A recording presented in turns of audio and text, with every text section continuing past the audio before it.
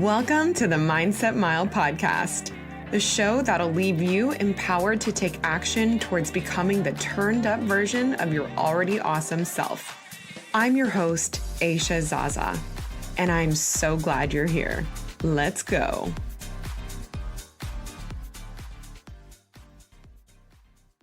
Hello, fam. Welcome back to another episode of the Mindset Mile podcast. This episode is brought to you by our sponsor, Upspace Fitness. Thank you so much to Upspace for making this episode possible. Last week, the episode was 7 things to leave behind in last year. And as promised, this week, I want to share with you 7 things to then bring into this year, 2023. And the first of which is an abundant mindset. So you probably hear this term a lot, and I want to give you a few ways in which you can actually adopt an abundant mindset. So I think a lot of people, when they think about their life or their goals and the things that they want, they actually end up thinking about what they don't want. Well, I don't want to end up like this, or I don't want to end up with this kind of job, or I don't want to end up unhappy. But what you need to do instead is think of what you do want. It is not enough to think about what you don't want to get what you do want. There's a lot of big energy behind this. So what do you want? Is it success, money, relationships? Because what happens when you think about what you don't want is that your brain will actually focus on that very thing, and you will end up attracting what you don't want. And this is a really silly example of this, but years ago, I used to work in a restaurant, and we would serve drinks from, the bar or the back of the house. We would bring them out on these big trays. And sometimes there would be 10 to 12 drinks on a tray. And it was so intimidating carrying so many drinks sometimes because you were afraid of them falling. And one of the trainers once told me, don't think about when you're walking, you can't think, don't spill the drinks, because inevitably, what ends up happening is that you will focus on not spilling the drinks, but you will spill the drinks. And that happened to me actually several times. And there's just something about your brain focusing on the thing that you're saying not to do. It inevitably just zones in on that instead of what you do want to do, which is make it to the table, or whatever the thing is. So I really want you to refocus on what it is that you do want. And when you see these things in other people, let's say it's online or there's people close to you in your life that have success or the money that you want or a happy relationship, instead of feeling jealous or envious, those things are scarce-minded. Those are scarcity thinking. So think about how if it's possible for someone else, then it is possible for you. There's enough of that to go around. You may see someone killing it in your industry or online and look at your lack of success in comparison. But when you see what you want, I want you to believe that there is much more of that to go around, and there's plenty for you. So do not settle for this scarcity mindset, thinking that someone is already doing what you want to do, or they beat you to the chase, or there's already a million people offering this type of service. If it's something that you want to start, there is plenty of success to go around, even if a lot of people are already doing what you want to do. So the second thing that you should bring into 2023 is confidence. When it comes to confidence, people usually believe it's something they have or they don't, like it is an innate trait they were either born with or without. But I know, and I believe, and I want to share with you that confidence is learned. It must be practiced, but it does start with making a decision. I think a large reason why we might lack confidence in ourselves is because we look for points of reference in our past to show us if we've been able to be successful at something. But the thing about the brain is that it will answer exactly what you ask of it. So if you pose the question in a way that prompts your brain to think about a time or multiple times that you've failed at something, it's going to reference those times. So if you're wanting to step outside of your comfort zone and let's just say start a business of your own, or let's actually something more simple. Let's say you want to go to the gym consistently and get in the best shape of your life. And you ask yourself, well, when have I ever been able to do that before? Your brain is going to go to all of your failed attempts in the past because you are actually looking for reasons to believe that you will not succeed in this again. But the truth is every time you start, you have an equal opportunity to be successful at something. It doesn't matter what has happened in your past or how many times you failed at something. It really is, every effort matters.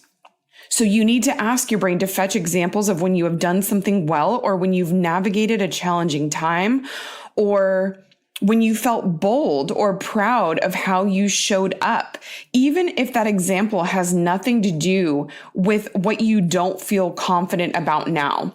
And here's what I mean.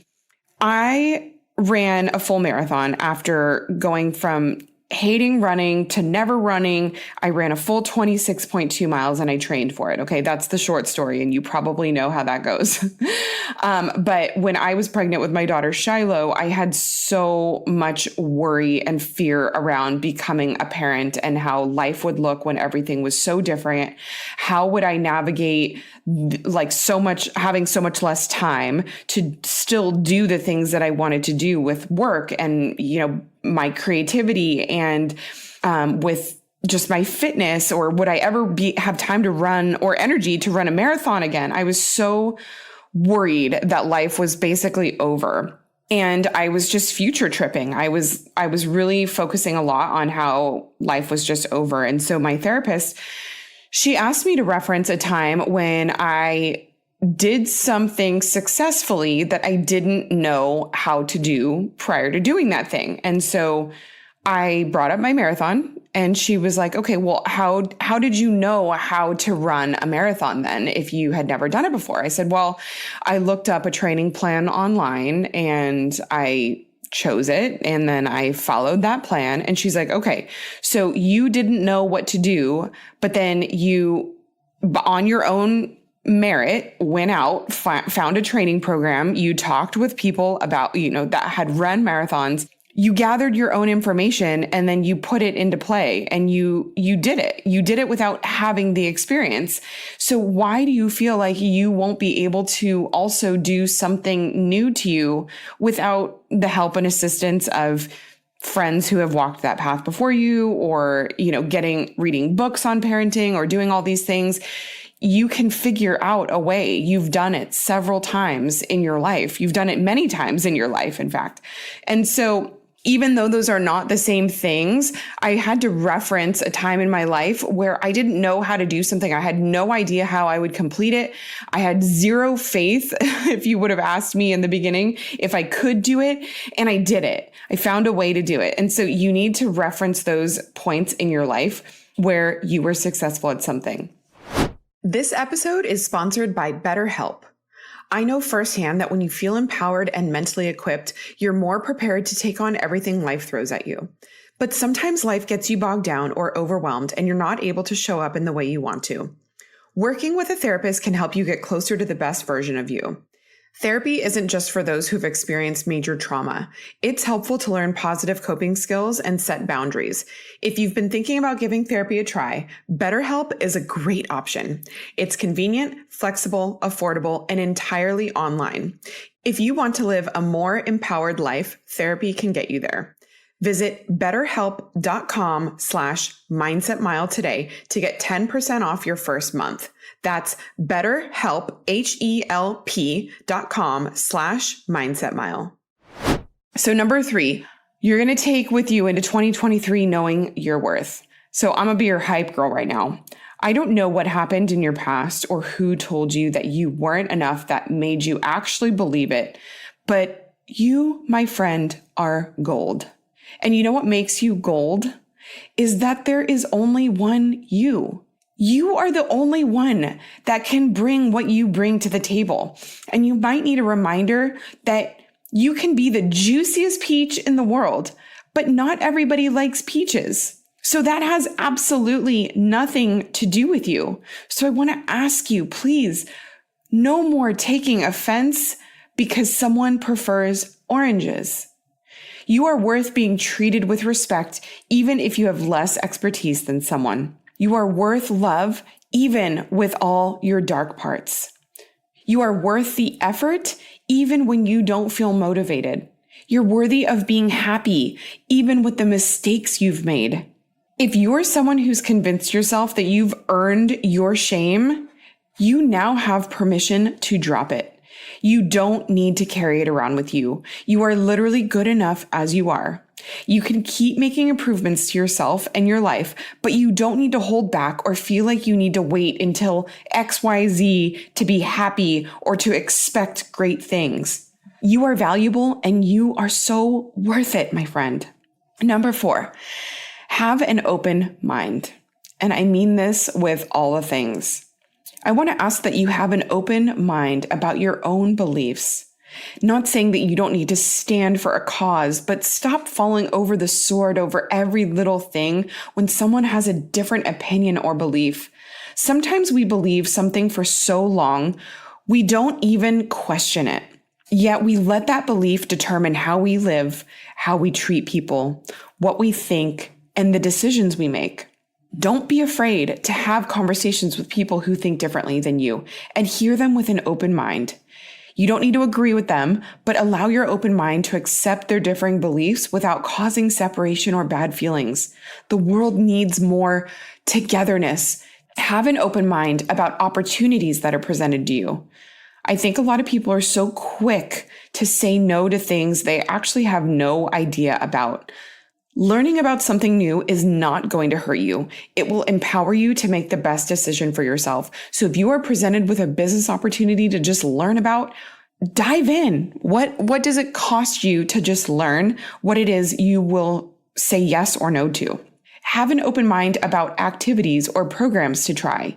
You never know what's for you until you try it. Don't judge anything by its cover. You just never know. Maybe you're like me and actually could fall in love with running, or maybe it's bar method or swimming, or maybe it's road biking or CrossFit. Maybe you can't picture it because it's not something that you do or that you love now, but don't just have an open mind about it. If someone invites you to go for a run or try a new class, go for it. Just see what it's all about.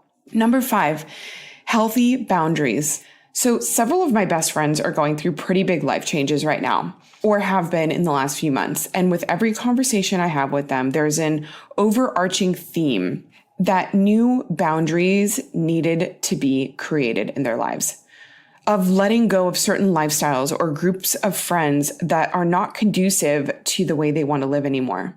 Boundaries are your friend. If how you are spending your time or with whom you are spending your time with is draining your energy, but you feel bad for any reason to change that, then let me be the voice of reason to tell you, you do not need to feel bad about protecting your energy or the lifestyle you want to live. Nobody, and I mean nobody, cares more about your health, your mental health, your happiness, and your success more than you. So it's up to you to set those boundaries. Maybe your healthy boundary isn't even around people. Maybe it's around habits like food or drinks. Maybe the boundary you need to set is the one with yourself. Whether that means limiting the amount of times you eat out per week, or the amount of alcohol you consume on a regular basis, or even at all. If you feel kind of uncomfortable thinking about boundaries because you're afraid of what you'll be saying no to, I want you to reframe it and think about all the things you'll be saying yes to. Better health, more time, feeling happy, feeling good, self-confidence, self-respect. Those are the things waiting for you on the other side of those boundaries. Number 6, bring with you into 2023 patience. We live in a culture that wants microwave success, to be able to push a button and get the results we want without putting in the work for the transformation. I want to ask that you move into this year with patience. Whether you're building a business or a brand or on a health or weight loss journey, give patience to the process and know that just because you can't see the results you want right now doesn't mean you won't get them. My patience in general has been on the fringe recently, as last year, as you probably know by now, I was pregnant with a toddler. Not pregnant with a toddler. I have a toddler and I was also pregnant. And now just being over a month into the newborn stage, I feel like I need this message more than anyone right now, to choose patience when things feel challenging or hard. There have been too many things testing my patience lately, and I've found myself getting frustrated quicker, and it's so draining. But my husband reminds me that that's actually in my control. Getting frustrated about something solves zero problems. It just makes things feel heavier and harder. Am I right? What does it cost you to have patience with yourself, your partner, or your kids, or people you work with? To do this, you probably need to adjust your expectations, because we normally lose our patience when things are not happening the way we want them to or when we want them to. But our expectations are in our control. And the last thing I want you to take into this year is empowering others. A rising tide raises all ships. You can be the tide no matter what you do for work. You don't need to be an influencer to influence people in your life. You don't need to be an expert in anything to have a meaningful impact on someone. Make a decision for this to be the year that you empower those around you. Be that hype friend that makes everyone feel so good they can't help but believe you. By empowering others, you will fill your own cup up, because it doesn't take anything away from you to give someone else a word of encouragement or to be real with them about what you see in them versus what they see in themselves. Remember, we are our own worst critic, so sometimes people just need a boost of confidence and to borrow someone else's belief in them so they too can believe in themselves. Empowering someone else doesn't always look like a direct deposit. It doesn't need to be an exchange of words from you to them. It can simply be you living authentically and being an example. People are watching. Trust me. They may not always tell you the impact you had on them, but you are always offering energy. Make it positive by being transparent, kind to yourself, and by being honest. Being all those things gives others permission to do the same with themselves. Make this the year that you empower others to make positive change, to love themselves, and to take messy action. This is how we change the world. That is all I've got for you this week, my friend. If you love this episode, please share it on social media and tag me at Aisha Zaza so other people can find this episode so that I can see you and give you a virtual high five. I'm so grateful for you, my friend, and I cannot wait to spend next Monday with you. Until then, make it a great day.